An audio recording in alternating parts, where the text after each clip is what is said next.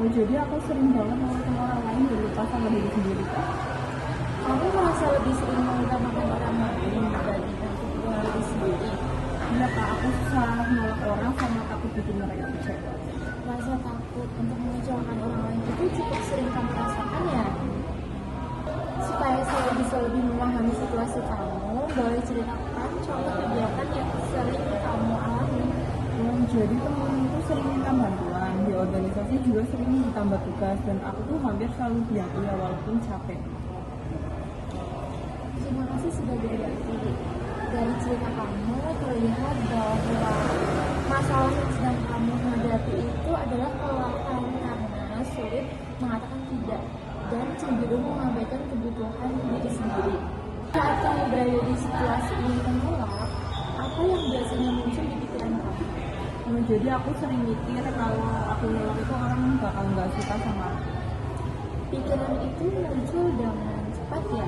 Jika pikiran itu muncul, perasaan apa yang biasanya kamu rasakan? Aku jadi cemas dan merasa bersalah. Jadi ada rasa cemas yang cukup kuat. Lalu apa yang biasanya kamu lakukan setelah perasaan itu muncul? Aku tetap bilang iya walaupun sebenarnya aku capek. Kita coba lihat pikiran tadi bersama-sama. Apakah ada pengalaman di mana kamu menolak permintaan seseorang dan hubungan kalian tetap baik-baik saja? Pernah sih, tapi jarang aku pikirin. Itu menunjukkan bahwa menolak tidak selalu berdampak buruk pada hubungan.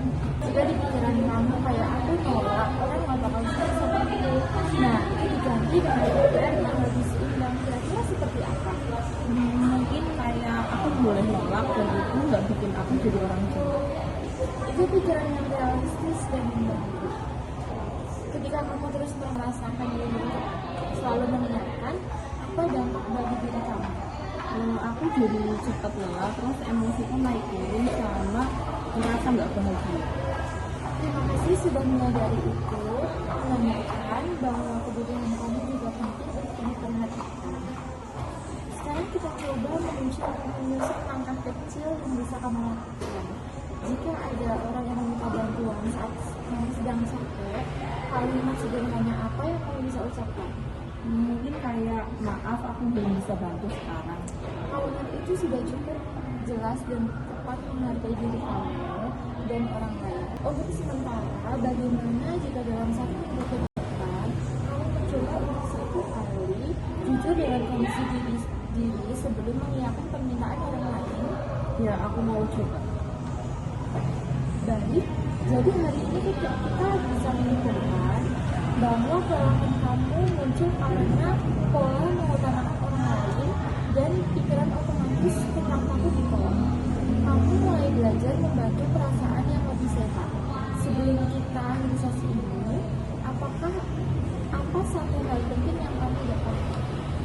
Aku sadar sih kalau menjaga diri sendiri itu bukan habis. Terima kasih sudah terbuka dan berani berproses hari ini. Kita bisa lanjutkan sesi berikutnya untuk komunikasi nasihat. Terima kasih. Terima kasih.